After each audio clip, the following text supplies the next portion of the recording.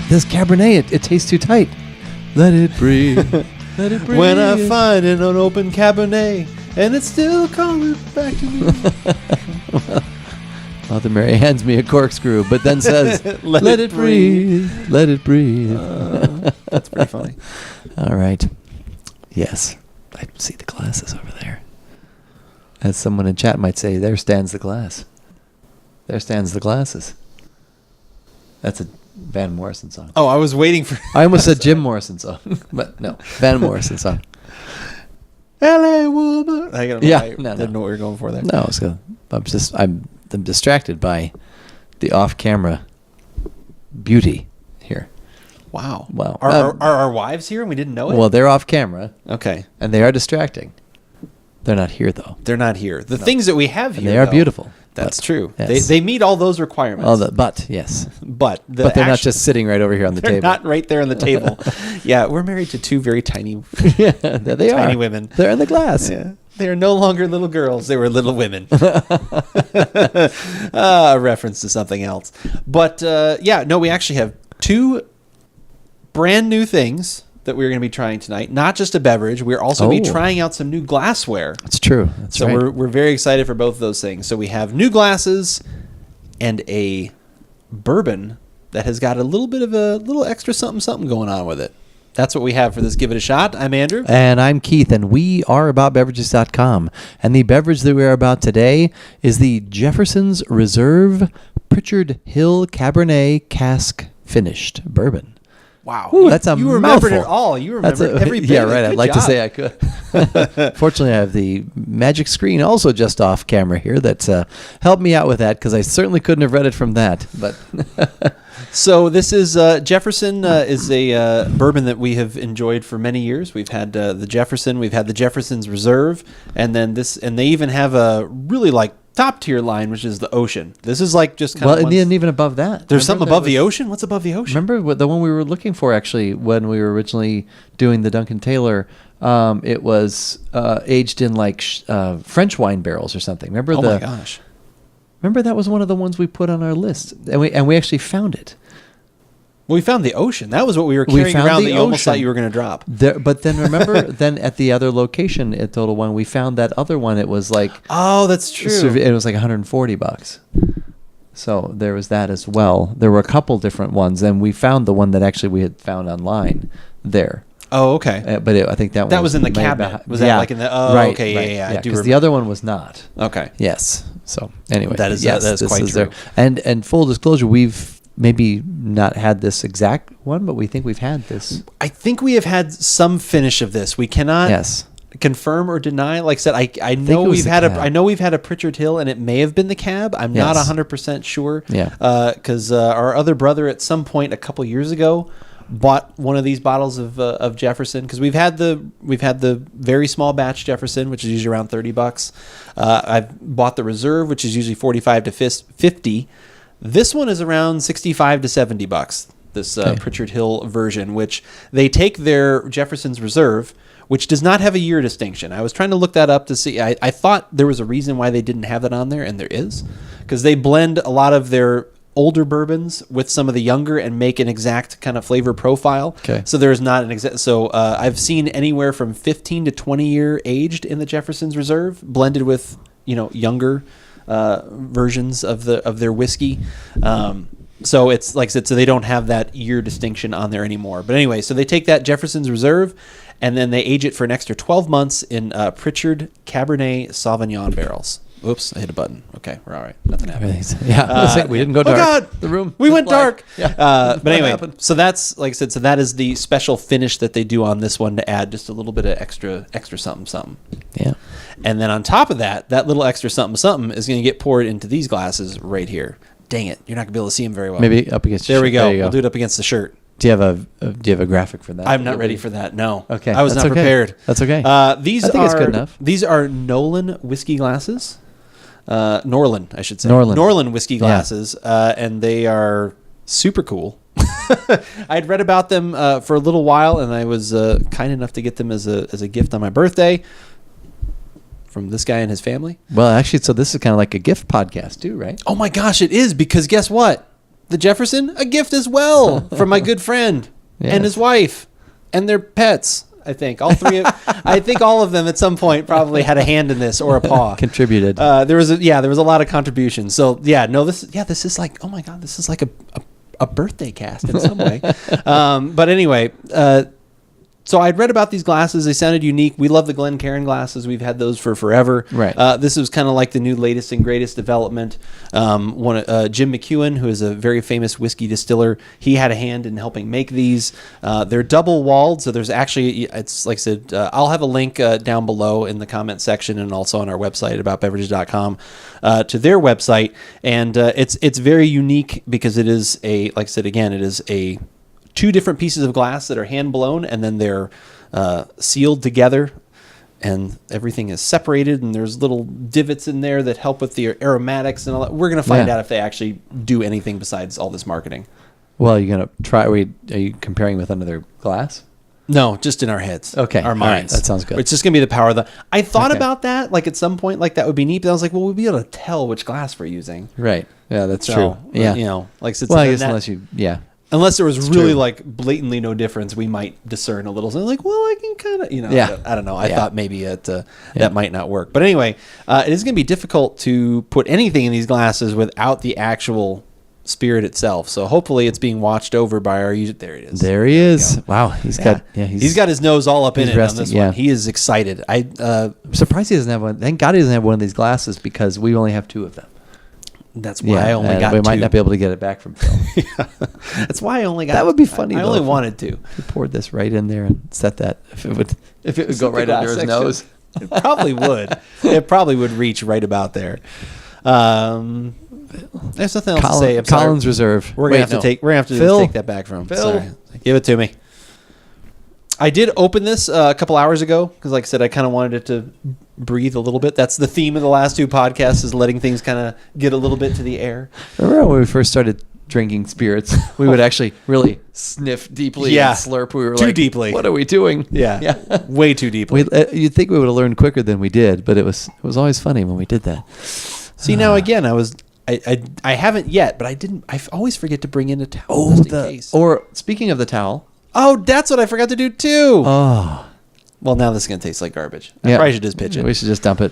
Yeah, so the other really neat thing that comes with these... I'm going to set this on the ground. Hold on. The other really neat thing that comes with these glasses is that they give you this polishing cloth. And you're supposed to, before you actually drink, which I screwed up, you're actually supposed to polish out the glass. I don't know what that does. I did just wash them the other day. Right. Not the dishwasher, mind you. These are only by hand wash. And no microwave. Yeah, that was random. On there was directions on there that said, don't put these in the microwave. What would you put in these glasses that you would even think to put in the microwave? You're like, I like my hot cocoa in this. Like, who? Well, when you used these the other night at your birthday party, you did buff them, right? I did, actually. You gave them a good buff. Yeah, I had the cloth. That's a substantial cloth. It's smooth yet rough. Yeah. That's probably why you should have But them. I didn't realize it was that big when you had it the other day. Oh, wait. Oh, hey, oh. Go on. No, the cloth, I thought it was a much smaller piece of cloth. It's got a neat little design on there, too. Yeah. But yeah, so like I said, there's a lot of different intricacies with this, and actually the container, the vessel that came in, it actually looks like a what you'd get a bottle of scotch in. It's like a cylindrical container. Yeah, kind of looks like the Aberlour, like it's that more like wider, like fatter kind of scotch container. But yeah, so it was and this is one of the things they did talk about. Was like it's just the visual of that looks really neat. Oh yeah, it's really cool. It's kind of like floating in there. Yeah, you can just kind of see it. Is like I said, hanging between the two as we move around. At some point, we'll get really good at this. I just don't want to drop it. I'm afraid I'm going to drop it. I don't really way of demonstrating that. I almost can demonstrate that. Yeah, you can't see, but it's really neat. Trust me. Go to the website. Yeah, it does. It looks like it's a kind of like a hammock of bourbon there. Go on. It'd be funny if it actually moved. If it actually swayed. Well, the bourbon kind of sways when you mix it around in there. But color, I would say, is it's kind of a darker honey. There is a little reddish. There is definitely a reddish tinge to that. Absolutely. Yeah. Because I wasn't even thinking about it because I was still had my mind on our conversation, and then when I first looked, I'm like, wow, that's got some red to it. But yeah, it definitely does. Yeah. No, it really does. Yeah, that picture right there is pretty accurate to the color. Yeah. It may not, like I said, seem like it against our green screen, but...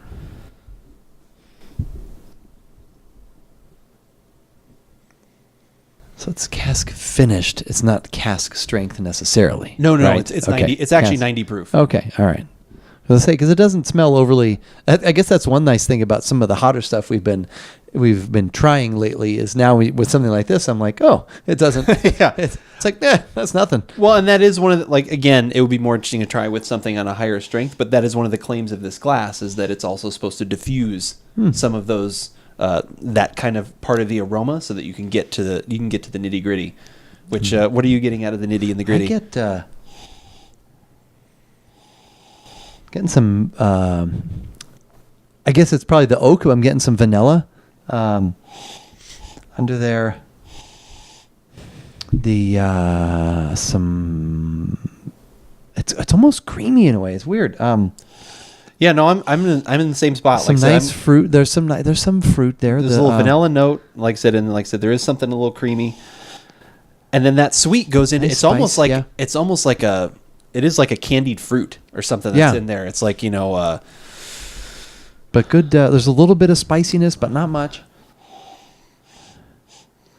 Like a little, maybe a touch of cinnamon. like a little strawberry or raspberry. There's something in there. I wonder that's if that's not, what I was thinking of. And like I said, maybe it's because it's that little bit of sweet that's in there. I'm getting just a touch of that as well at the end. Like I said, it's not the out of the thing that we had previously. Like it's not that cherry. It's not that tart kind of. It's more of like a lighter note. Yeah. Yeah. That smells really good though.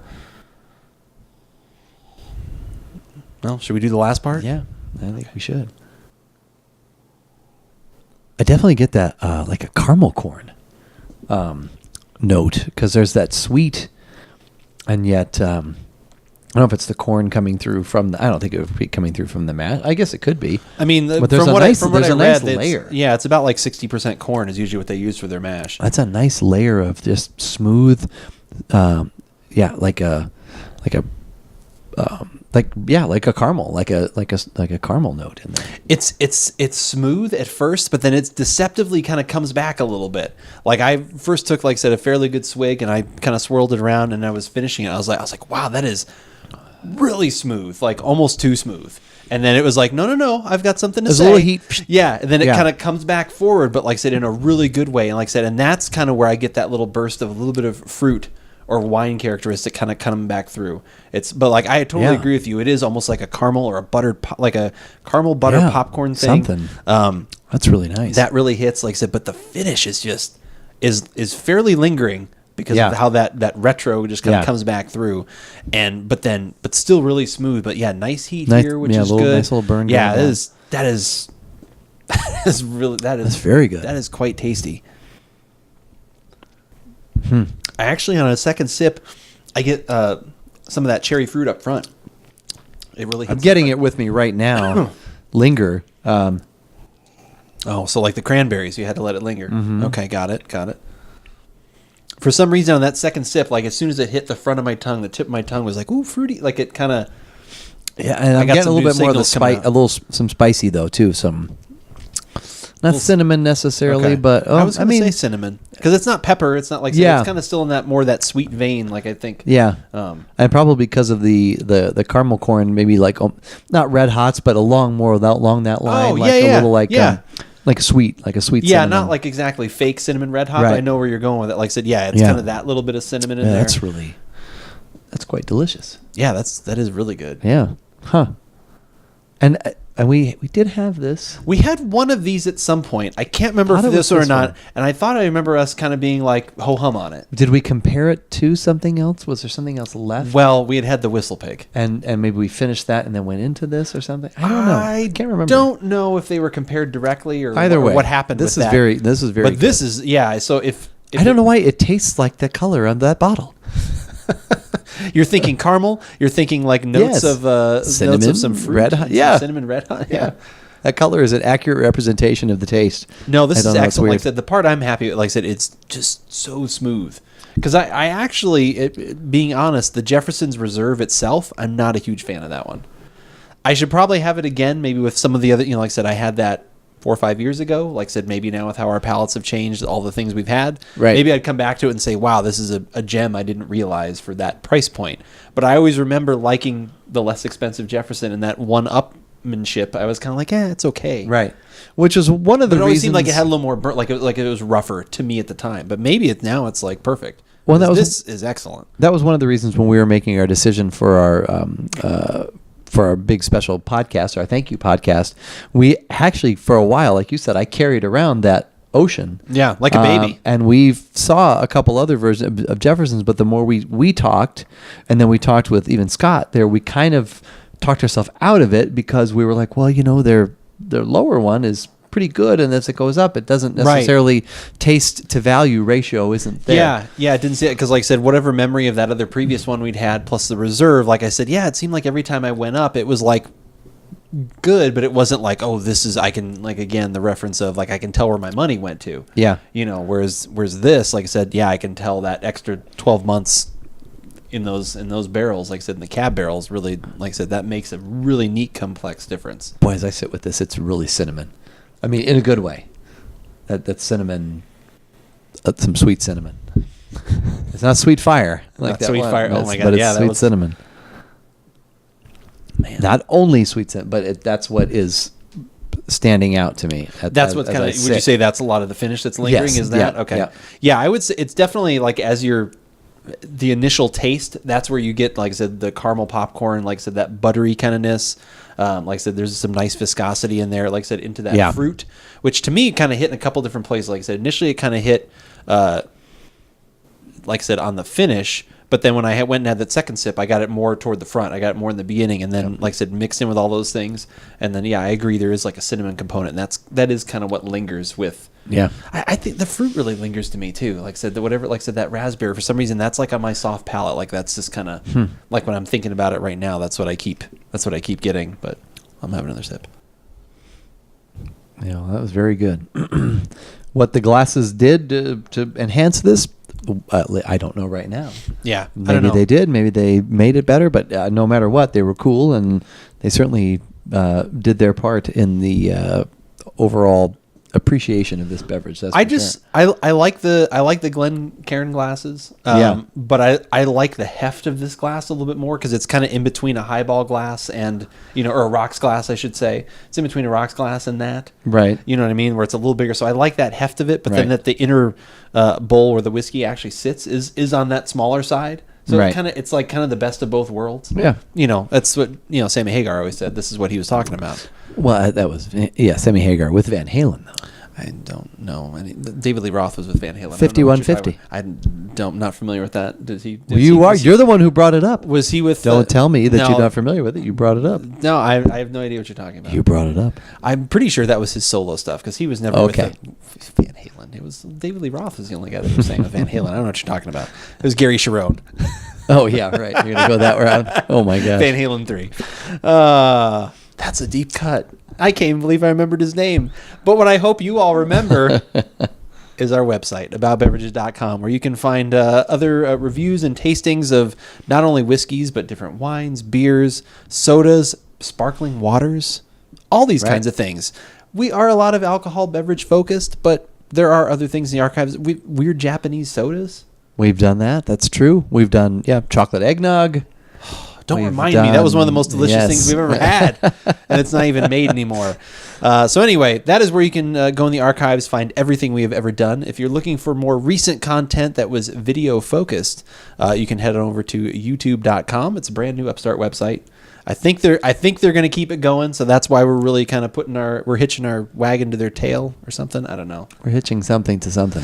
Yeah, there's something Hitching being a ride. hitched at some point. So we'd appreciate it if you subscribe there. And if you want to know what we're having throughout the week, and as we're making decisions about what we're going to have, and maybe you could even influence by like, hey, you should try this or get a hold Twitter. of us. Reach out and try. Twitter is the place where you can find all of these kinds of Or you can things. text me. My phone. Wait, no.